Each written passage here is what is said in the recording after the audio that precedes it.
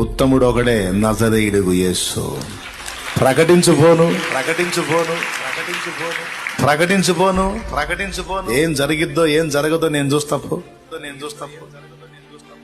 అంతే. ఆయన వాక్కు బయలుదేరింది, ఆగిందా?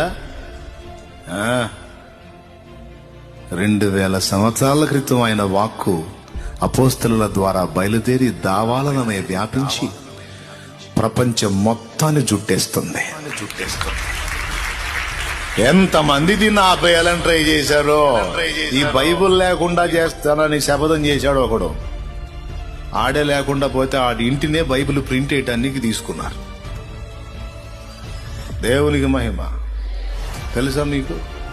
అసలు బైబిల్ లేకుండా చేస్తానన్నాడు. బైబిల్ లేకుండా చేస్తానన్నాడు, లేకుండా పోయాడు.